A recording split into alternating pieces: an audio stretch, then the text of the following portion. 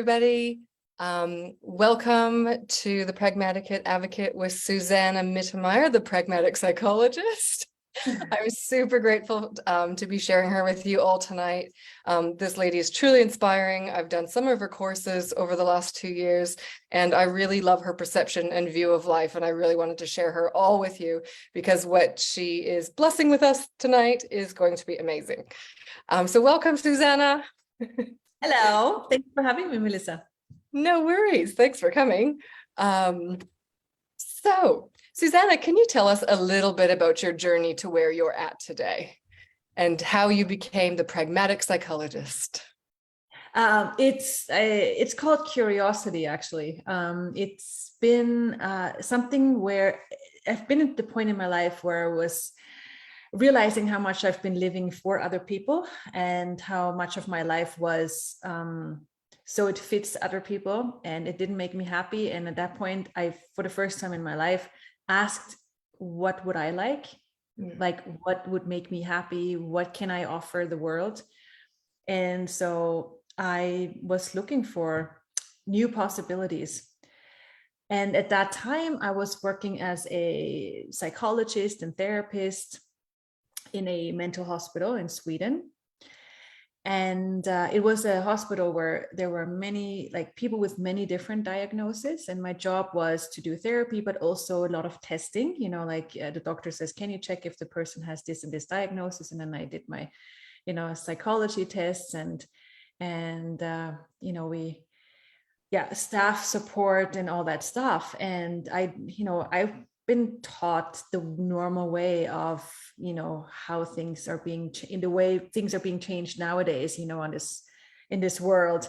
And I always had this sense in my world, there is something different possible. I didn't have words for it. I didn't have a, you know, specific what that could be. I just knew something else is possible. And so I asked for it. I asked for it to be shown and it showed up. I was invited to do some courses and they gave me different perspective. And so I started to, you know, implement tools, like pragmatic tools that changed my way of being a psychologist and therapist in so many ways. Because I remember I was so stressed and really tired after every work day because I used a lot of energy to try and make people be happy. I was trying to be the source for their change, and I made it my responsibility, which so many coaches and therapists, parents, you know, any practitioners actually do, and it drains you. And it's also a lot of expectations, of course, from other people that say, well, I'm coming to you because you can change me. Like, wow, that's a lot of burden. And I shouldered that, and I was so tired, and I'm like, that can't be life, because, you know, I'm super tired after every work day, and on the weekends I'm just sleeping, and I'm not having a life anymore. So those tools changed the way I started to work. I started to include myself more. I realized it's more about empowerment. It's about choice, and, you know, allowing people to have the choice to change or not, and also what part they're willing to change or not. It was more an inclusion of the client, and a lot of other aspects and tools that just made it easier for me, but also more rewarding for the clients. And it was like this empowerment that they hadn't encountered before, because it's most of the times that there's someone who supposedly knows better about, you know, what they are. Like, they get a name, they get it diagnosed most of the times. Like, I don't know how it is in Australia, but in Europe, in most of the places, especially in Sweden, that's, I mean, not especially, but I know a lot about Sweden because that's where I worked. You know, you can't leave the hospital without a diagnosis, even if you wouldn't even have one, you know, but that's just how it works, which is crazy. But so, like, there's this person that you go to, and they give you, you know, a name for what you have and what you supposedly are, as though this is who you are. Hello. It's like, this is your new identity. Thank you very much. And then people identify themselves with it, and they, you know, they see themselves as this is who I am, which filters their awareness, and they like there's a lot of capacities and possibilities they don't even let into their world because they filter, you know, their view through whatever they are, supposedly are now. And so there's like this expertism, not a word, but I just made it up, you know, like there's this expertism that is just not empowering at all. And when I changed that, you know, way of working with new tools, with the pragmatic perspective, it just like, it was so wonderful. Like people, like the clients, the patients started to bloom and go, oh my God, I'm not just effed up. I'm not just like horrible and insane. And what all those conversations with the clients and the patients showed was that pretty much like every incapacity is a capacity in disguise. You know, it's like for every wrongness, there is a strongness. For everything that people are, you know, have as a, this is my inability, there's an ability. It's like truly, you just got to look, you just got to open your eyes and see, and then use some tools, new perspectives. And there's not everybody who wants that. There's a lot of people who love to be insane and sick because it works for them. They get money, they get attention. That's not wrong. That's okay. You know, whatever works for you. And we got to also be an allowance of that, you know, because if you work with people, you can't just go, oh my God, I want to empower everyone. Not everybody wants to be empowered. Like, look at the world. If everybody would like to be empowered, we wouldn't have the same world we have right now. Yes. So, you know, it is what it is. But there are a lot of people who are looking for, hey, please, I would like to not be just the wrong person anymore. I don't, you know, and so these people are like, they're so grateful and so like taking it in a way, like it's like watering a plant that hasn't been watered for a long time. Like finally someone acknowledges me for who I be, not my story, not my past, not my family, not my culture, but me, who I be. And that's a different, expansive perspective. Yeah, that's amazing. I can definitely relate to that. Yeah, anyways, a few years ago, maybe 7 or 8, I experienced anxiety to the nines in this one time. And I just felt for a couple of years that, you know, I did see a traditional psychologist, not, you know, dumbing anything down. It works great for some people. But I just felt like I was just sort of stuck in this circle and I was just there talking about shit all the time. And I just felt it was sort of going nowhere. But when I took your class, there were so many aspects of your classes that I was like, this is freaking insane. Like everybody needs to take this class, because it was like, okay, for starters, you know, 99% of probably what I'm taking on as my identity isn't even mine. But, you know, I'm making it so much over and over mine. And, you know, just all these tools and stuff that I've learned in your classes that I was just like, this is mind blowing. And I just left there so light, like, and just so full of like, oh, wow, I actually am getting a glimpse of who I am, you know? And yeah, it was just amazing. And you said it like you said it so brilliantly. Thank you. It's like that lightness. And this is something that I so want to invite people to, for those who are willing to have it, like the lightness of how life can be, the ease of how living can be. Because like we all grew up with interesting people, let's face it, you know, and most of those interesting people, they were like, okay, problems are normal, problems are real. Life is about, you know, getting over problems and difficulties, and here you go, that's your job, have fun or not. And that's not how life is not about hopping from one problem to another, you know, and then finding solutions. Like that's not living. And it's like, what if we hop from possibility to possibility, and on the way there, problems just they just melt, they become irrelevant.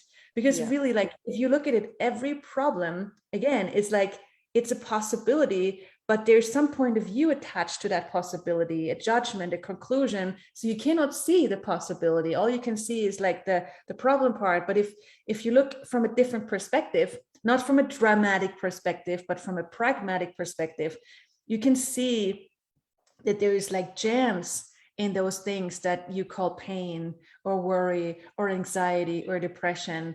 And you don't see it right now. It's like on a cloudy day, right now we have fog here. I'm in Austria right now. There's fog, but I know the sun is there, but it's just like a lot of clouds are over it. And so I cannot see the sun, but it doesn't mean the sun is not there. It's Yes. just that like stuff in between. But the same is with, when people are in depression, anxiety, in the moment, it feels like that's the only reality, like I'm depressed. But if you have then someone like you described so beautifully that acknowledges you for, hey, wait a second, there's more to you than just those clouds. There's like a sun that you are, there's a power you have that no one probably has ever acknowledged, but it is there. Just because nobody has ever dared seeing it, it doesn't mean it's not there. So it's that lightness, and the difference, like you are different when you choose lightness. And this is a choice we can make, because being different is amazing, but it can also be a little bit challenging because people might judge you, or you might not fit into the friends group, or this.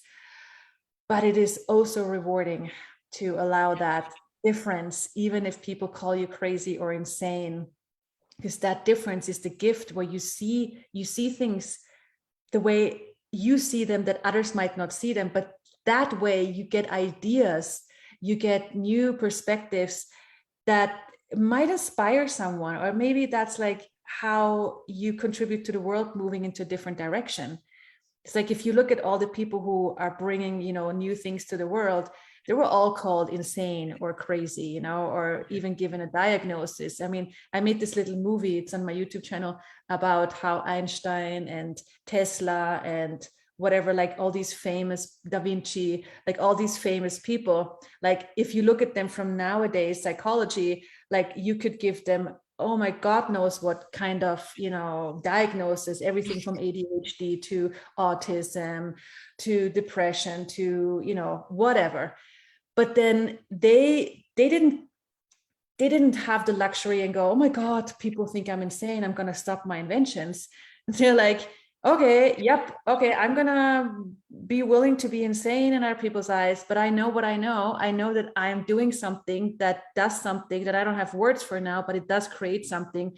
And it does, like years later, many years later, all of them were celebrated. Suddenly from insane, they were like, oh my God, they're not insane, they're brilliant. They bring all this amazing stuff to the world, and it changes our world now. And that's how all of us are. We don't have to have famous names for that.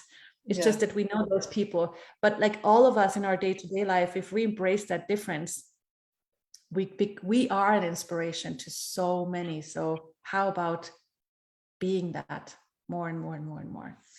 Absolutely. Love it.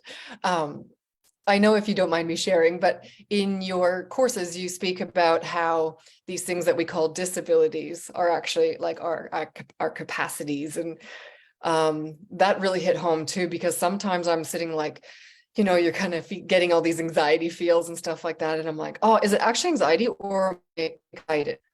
And even just shifting within that. And it's just like, oh, I am actually excited, but the same feelings are just going through my body as when anxiety comes on. So, just really constant check-in is so amazing. And that tool is brilliant that you share. So cool. Thank you for mentioning that. Because it's like, it's so many times when you look at, how children grow up, and then they are excited about something. They're on the playground and they run around and go, oh my God, this is so much fun and so alive. And oh my goodness. And then they are on a swing or some, thing, and they do, run around and swing and do things. And then, the energy amps up, and then, the mom sees that, and the mom goes, honey, you don't need to be afraid. Okay. So, and it's so often that, parents or grown-ups project the, what they think it is that it isn't. And then they call it something that it isn't. And then they say, oh, it's afraid. And the kid goes, oh, okay. So all that excitement, all that aliveness. Okay. That's called afraid. Okay, good. I'm happy I got that one. Cool. And then they go to school, and then they, do a speech in front of the class, and they have that same energy and, same stuff coming up in their bodies. And then they go, oh my God, I'm afraid. No, you're not. You're excited. And it's like all these things where people misapply and misidentify what actually is, and then they buy lies about them, and then they create problems that are not there. Yeah, absolutely. I was just wondering, Susanna, if you could also share with us, in your perspective, what is anxiety, or in what you've done and the people you have been with, what is anxiety actually? What is fear and this panic of anxiety going on? Yeah, it's many things. So it's like it's so different for whoever we're working with or the situation. So it's really about like asking, like if someone presents and says to you, I am afraid or I am anxious, they present it to you as that's reality, that's a fact. And there's no questions asked. Like as soon as something is supposedly a fact, people stop asking questions.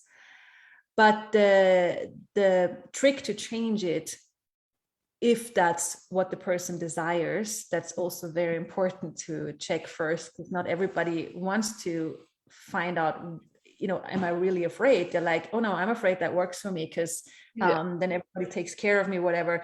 Then okay, then they just get to keep that point of view and that fact that they have decided is a fact. That's fine too. But if the person like is interested in hey, is that really what's going on, or what's actually true for me, then you can start by asking questions. Hey, the thing you call fear or anxiety, hey, what is it really? Like, let's check.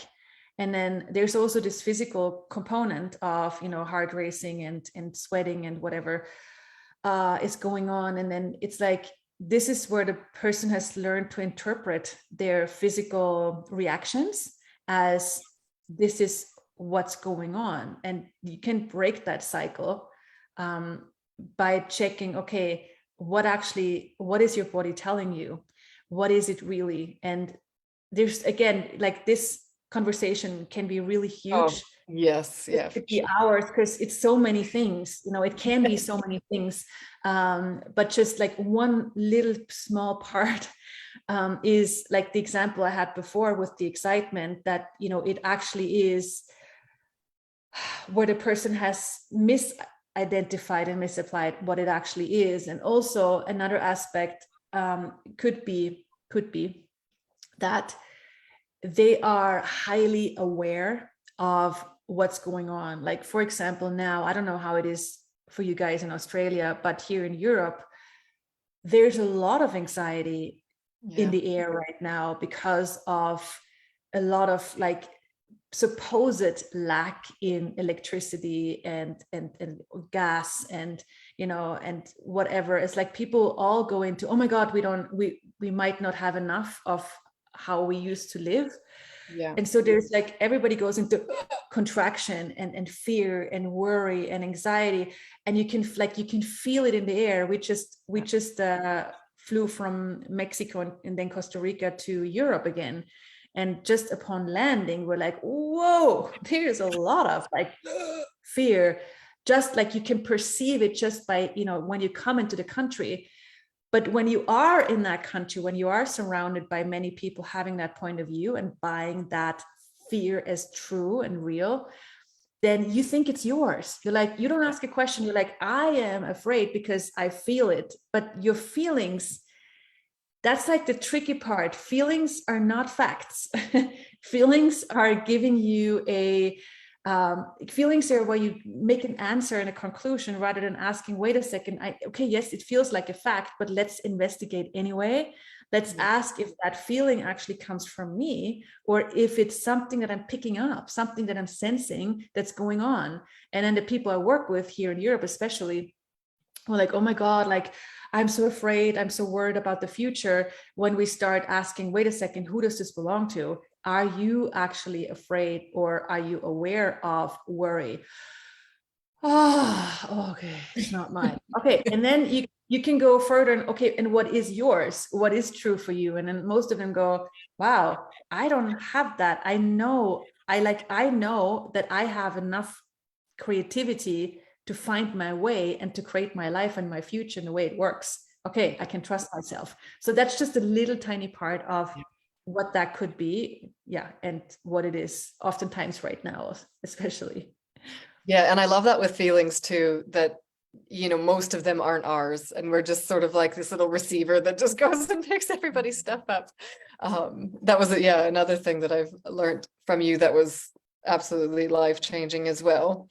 Oh my God. Yeah. And it's like, especially like working in psychiatry, it's like if you come to a hospital place or a place where many people have like depression, like everybody picks it up from everybody. And it's like, it just amps it up and becomes even more, rather than like if one person goes, wait a second. And I had that with a patient. It was funny because I was working with her around depression. And then like after a couple of sessions, she came into the room and she said, oh my God, wow, that's like what we talked about is so true. Because I was actually feeling really good at home. I was like having ease. And then I entered the hospital and suddenly I felt contracted and depressed. I think it's not mine. Like, oh my God. And it was a big revelation for her, and it changed her life, because she's like, I can now actually differentiate between what am I aware of and what's actually going on in my world. And then correct me if I'm wrong, but that's why we get stuck in this cycle then, is because we actually can't digest what's not ours. So we'll stay in that circle constantly unless we ask the question if it's ours. That's brilliantly. Thank you for that, because that's exactly what's going on. If you work on an issue that's not yours, you can work for decades and think, oh my God, I still have that issue with my mother, or I still have that thing with that and think with that. And then you work on it and it doesn't change. Why? Because it's not from you. It's something that you're aware of in someone else's world, or can be whatever it is. But it's like exactly that. Yes. And we're just trying to align and agree with it and make it fit our story somehow. Yeah. Doesn't work very well. No, it doesn't. Yeah, it's not fun. Not light at all.